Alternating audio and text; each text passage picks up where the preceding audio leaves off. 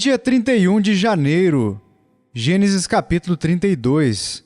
Também Jacó seguiu seu caminho, e anjos de Deus lhe saíram a encontrá-lo. Quando os viu, disse: Este é o acampamento de Deus. E chamou aquele lugar Manaim.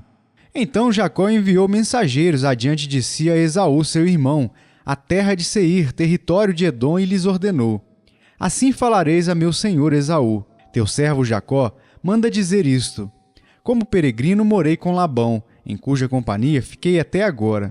Tenho bois, jumentos, rebanhos, servos e servas. Mando comunicá-lo a meu senhor, para lograr mercê à sua presença. Voltaram os mensageiros a Jacó, dizendo: Fomos a teu irmão Esaú. Também ele vem de caminho para se encontrar contigo, e 400 homens com ele. Então Jacó teve medo e se perturbou. Dividiu em 2 bandos o povo que com ele estava, e os rebanhos, e os bois e os camelos. Pois disse: Se vier Esaú a um bando e o ferir, o outro bando escapará. E orou Jacó: Deus de meu pai Abraão e de meu pai Isaque, ó Senhor, que me disseste: Torna a tua terra e a tua parentela e te farei bem. Sou indigno de todas as misericórdias e de toda a fidelidade que tens usado para com teu servo, pois com apenas o meu cajado atravessei este Jordão. Já agora sou 2 bandos. Livra-me das mãos de meu irmão Esaú, porque eu o temo, para que não venha ele matar-me e as mães com os filhos. E disseste: Certamente eu te farei bem, e dar-te-ei a descendência como a areia do mar, que pela multidão não se pode contar. E tendo passado ali aquela noite, separou do que tinha um presente para seu irmão Esaú: 200 cabras e 20 bodes, 200 ovelhas e 20 carneiros, 30 camelas de leite com suas crias, 40 vacas e 10 touros, 20 jumentas e 10 jumentinhos. Entregou-os às mãos dos seus servos, cada rebanho à parte, e disse aos servos: Passai adiante de mim, e deixai espaço entre rebanho e rebanho. Ordenou ao primeiro, dizendo: Quando Esaú, meu irmão, te encontrar e te perguntar: De quem és, para onde vais, de quem são estes diante de ti? Responderás: São de teu servo Jacó. É presente que ele envia a meu senhor Esaú, e eis que ele mesmo vem vindo atrás de nós. Ordenou também ao segundo, ao terceiro e a todos os que vinham conduzindo os rebanhos: Falareis desta maneira a Esaú, quando vos encontrardes com ele. Direis assim: Eis que o teu servo Jacó vem vindo atrás de nós. Porque dizia consigo mesmo: Eu o aplacarei com o presente que me antecede, depois o verei. Porventura me aceitará a presença. Assim passou o presente para diante dele. Ele, porém, ficou aquela noite no acampamento. Levantou-se naquela mesma noite, tomou suas 2 mulheres, suas 2 servas e seus 11 filhos e transpôs o vaul de Jaboque. Tomou-os e fê-los passar o ribeiro. Fez passar tudo o que lhe pertencia, ficando ele só, e lutava com ele um homem até ao romper do dia. Vendo este que não podia com ele, tocou-lhe na articulação da coxa. Deslocou-se a junta da coxa de Jacó, na luta com o homem. Disse este: Deixa-me ir, pois já rompeu o dia. Respondeu Jacó: Não te deixarei ir, se me não me abençoares.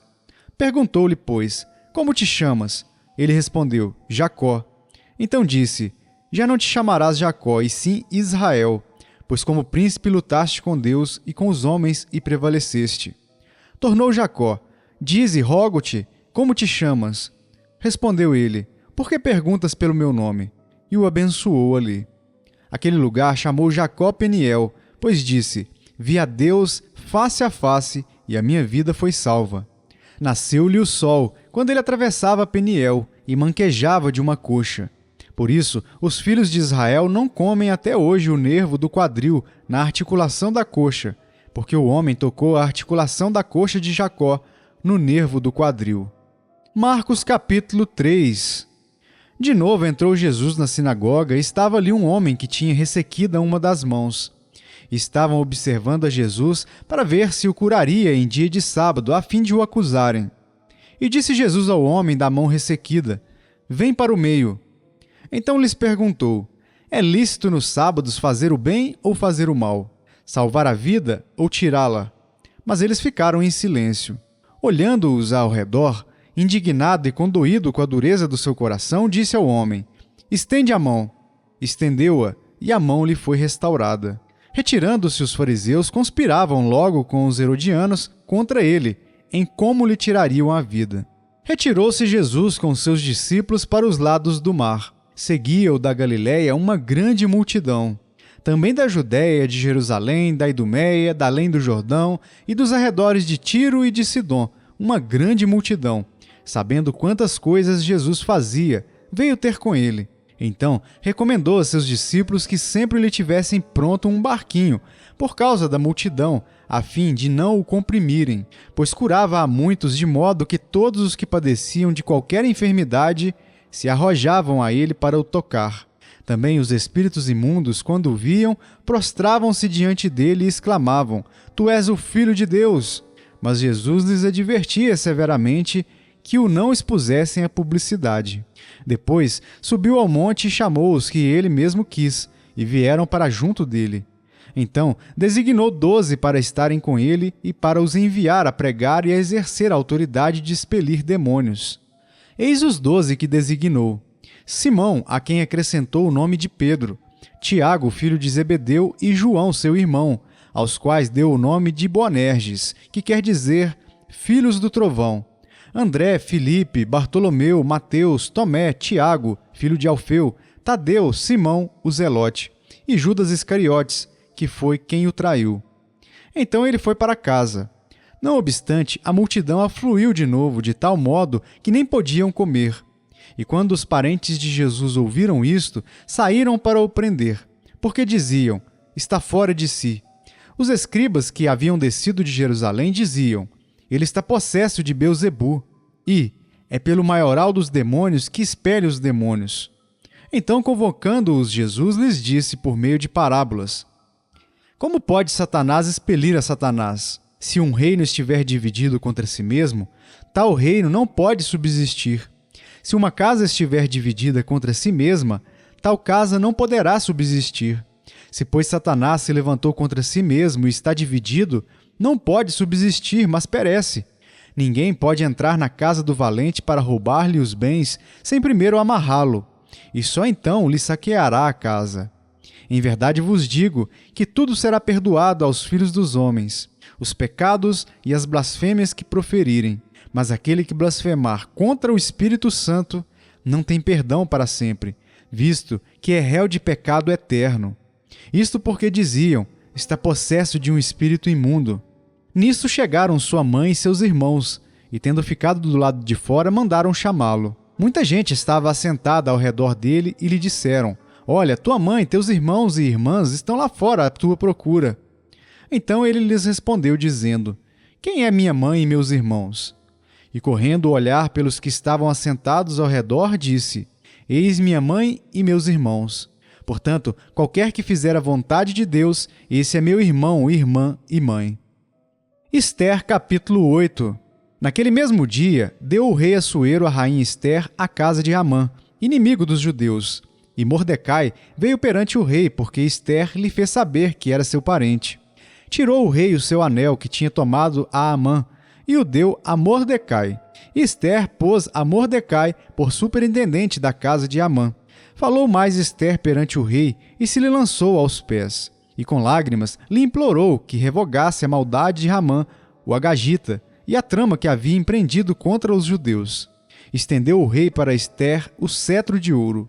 Então ela se levantou, pôs-se de pé diante do rei e lhe disse: Se bem parecer ao rei, se eu achei favor perante ele, se esta coisa é reta diante do rei, e se nisto lhe agrado, escreva-se que se revoguem os decretos concebidos por Amã, filho de Amedata, o agagita, os quais ele escreveu para aniquilar os judeus que há em todas as províncias do rei.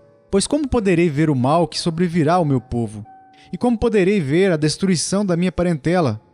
Então disse o rei Assuero à rainha Ester e ao judeu Mordecai: Eis que dei a Ester a casa de Amã, e a ele penduraram numa forca, porquanto intentara matar os judeus. Escrevei, pois, aos judeus, como bem vos parecer, em nome do rei, e selai-o com o anel do rei. Porque os decretos feitos em nome do rei, e que com o seu anel se selam, não se podem revogar. Então foram chamados, sem detença, os secretários do rei, aos 23 dias do mês de Sivan, que é o terceiro mês. E segundo tudo quanto ordenou Mordecai, se escreveu um edito para os judeus, para os sátrapas, para os governadores e para os príncipes das províncias, que se estendem da Índia à Etiópia, 127 províncias, a cada uma no seu próprio modo de escrever, e a cada povo na sua própria língua, e também aos judeus, segundo o seu próprio modo de escrever e a sua própria língua. Escreveu-se em nome do rei Assuero e se selou com o anel do rei. As cartas foram enviadas por intermédio de correios montados em ginetes criados na coudelaria do rei. Nelas, o rei concedia aos judeus de cada cidade que se reunissem e se dispusessem para defender a sua vida, para destruir, matar e aniquilar de vez toda e qualquer força armada do povo da província que viessem contra eles, crianças e mulheres, e que saqueassem os seus bens no mesmo dia, em todas as províncias do rei Assuero, no dia 13 do 12º mês, que é o mês de Adar. A carta que determinava a proclamação do edito em todas as províncias foi enviada a todos os povos, para que os judeus se preparassem para aquele dia, para se vingarem dos seus inimigos. Os correios, montados em ginetes, que se usavam no serviço do rei, saíram incontinenti, impelidos pela ordem do rei, e o edito foi publicado na cidadela de Suzã. Então, Mordecai saiu da presença do rei com veste real azul celeste e branco, como também com grande coroa de ouro e manto de linho fino e púrpura, e a cidade de Suzã exultou e se alegrou. Para os judeus houve felicidade, alegria, regozijo e honra. Também em toda a província e em toda a cidade aonde chegava a palavra do rei e a sua ordem, havia entre os judeus alegria e regozijo, banquetes e festas. E muitos dos povos da terra se fizeram judeus, porque o temor dos judeus tinha caído sobre eles. Romanos capítulo 3. Qual é, pois, a vantagem do judeu? Ou qual a utilidade da circuncisão? Muitas sob todos os aspectos, principalmente porque aos judeus foram confiados os oráculos de Deus. E daí, se alguns não creram, a incredulidade deles virá desfazer a fidelidade de Deus? De maneira nenhuma. Seja Deus verdadeiro e mentiroso todo homem, segundo está escrito, para seres justificado nas tuas palavras e venhas a vencer quando fores julgado. Mas se a nossa injustiça traz à lume a justiça de Deus, que diremos? Porventura, será Deus injusto por aplicar a sua ira? Falo como homem. Certo que não. Do contrário, como julgará Deus o mundo? E se por causa da minha mentira fica em relevo a verdade de Deus para a sua glória, por que sou eu ainda condenado como pecador? E por que não dizemos, como alguns caluniosamente afirmam que o fazemos, pratiquemos males para que venham bens? A condenação destes é justa. Que se conclui? Temos nós qualquer vantagem? Não, de forma nenhuma, pois já temos demonstrado que todos, tanto judeus como gregos, estão debaixo do pecado. Como está escrito, não há justo, nenhum sequer, não há quem entenda, não há quem busque a Deus. Todos se extraviaram, a uma se fizeram inúteis, não há quem faça o bem, não há nenhum sequer.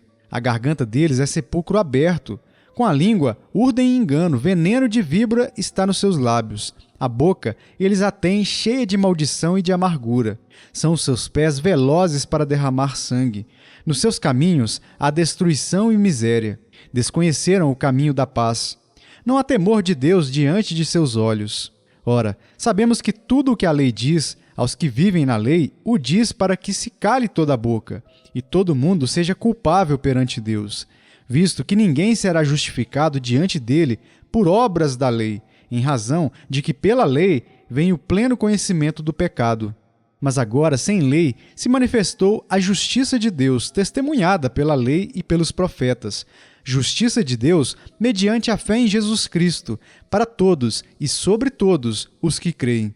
Porque não há distinção, pois todos pecaram e carecem da glória de Deus, sendo justificados gratuitamente por sua graça, mediante a redenção que há em Cristo Jesus, a quem Deus propôs no seu sangue como propiciação mediante a fé para manifestar a sua justiça, por ter Deus, na sua tolerância, deixado impune os pecados anteriormente cometidos, tendo em vista a manifestação da sua justiça no tempo presente, para ele mesmo ser justo e o justificador daquele que tem fé em Jesus. Onde, pois, a jactância? Foi de todo excluída. Por que lei? Das obras? Não, pelo contrário, pela lei da fé. Concluímos, pois, que o homem é justificado pela fé, independentemente das obras da lei. É porventura Deus somente aos judeus? Não o é também dos gentios? Sim, também dos gentios, visto que Deus é um só, o qual justificará, por fé, o circunciso e, mediante a fé, o incircunciso. Anulamos, pois, a lei pela fé? Não, de maneira nenhuma. Antes, confirmamos a lei.